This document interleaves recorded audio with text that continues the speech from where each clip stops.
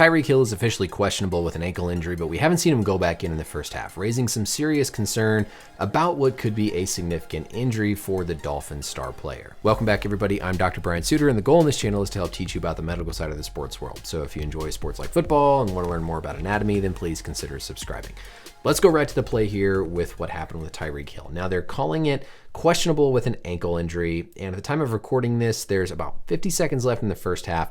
We've not seen Hill go back in. We haven't even really seen him attempt to go back in, and so I think there's real concern that we probably aren't going to see him back unless they're able to get a reassuring exam at halftime, maybe try something like a numbing shot, but very unlikely, I think, in my opinion, that we see Hill come back in. So let's talk about what we're seeing here with this play.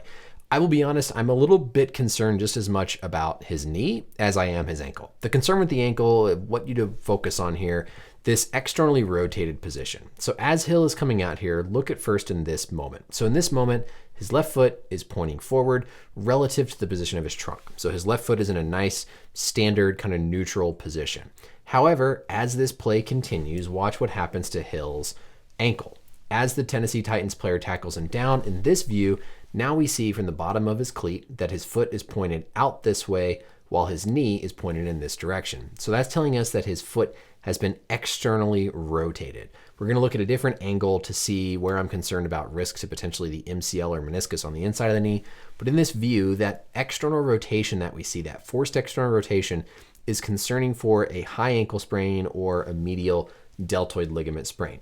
Now, in this view, if the Titans player would have fallen when Hill was plantar flexed or his foot anchored into the ground, we'd be worried more about like a foot injury, something like a Liz Frank. But because what we see is almost his foot, really no load, no load, no load, it rolls over and then his toe slides, I'm more concerned about the ankle than a foot injury. If in this position he planted and the Titans player fell directly on his heel and we didn't see that foot drag right through there, that's when I'd be more concerned about something like a Liz Frank. So I think high ankle sprain is the number one concern I have for Hill's ankle. Now, what I'm looking at and concerned about here with the knee is the MCL. And in this position where we can see the femur is pointed forward this way relative to his trunk, the tibia is pointed outward, that position, bent in particular, of the knee is going to load that MCL. And so we often will see MCL and high ankle sprain injuries go hand in hand just because of how not only is the ankle torqued, but also we see that torque at the knee.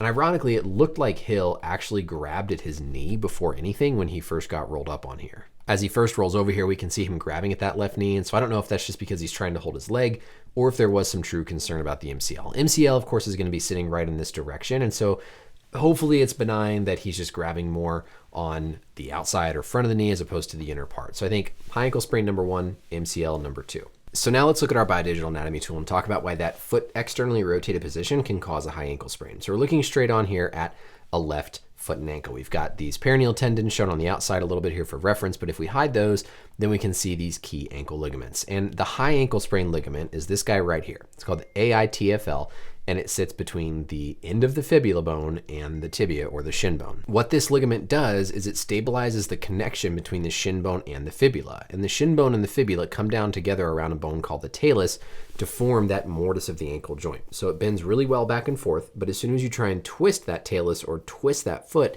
you push the fibula, you push the tibia apart. So when the foot goes into an externally rotated position, it moves this way. That talus in the inside of the joint wants to spin, and as it spins, it pries apart this AITFL. So it puts tension on that AITFL as the tibia and fibula are being pushed apart, and that ultimately can stress and injure this ligament. Now, the ultimate severity of this type of injury depends on a couple factors, mainly if there's a fracture, but then also if the joint is stable, because you can have a low-grade high ankle sprain ligament injury where the joint is still stable and it doesn't get loose or move whenever you stress it under x-ray. But if it's unstable and there's movement, that's something that absolutely needs a surgery. And where we are in the season would likely be something we're talking about with similar to Mark Andrews. Now, whether or not there's a fracture, there's other factors that make that more complicated. But we've also seen, simple high ankle sprains like what Tua went through get back pretty quickly. So it's not something that would necessarily be season ending if it's a severe high ankle sprain. It would depend on if there's things like a fracture or other associated injuries. I also, of course, mentioned that deltoid ligament complex. That sits here on the inside of the ankle, and sometimes that can be torn and also prolong the recovery from just the high ankle sprain. If all we're dealing with here up at the knee is an MCL, that's pretty benign. Even if it's a full MCL tear, that's not something you need to do surgery for typically. So I'd be more concerned about what we see at the ankle. So that's it for the video, everybody. Again, if something changes here, remember I'm recording this into the first half. I don't think we're going to see Tyreek go back in, just because we probably would have seen him at least try and test it already. So unless we get some big major update at halftime, I would expect Tyreek to be rolled out, and high ankle sprain would be my concern. Let me know as always any questions or comments down below, and until next time, we'll see you later.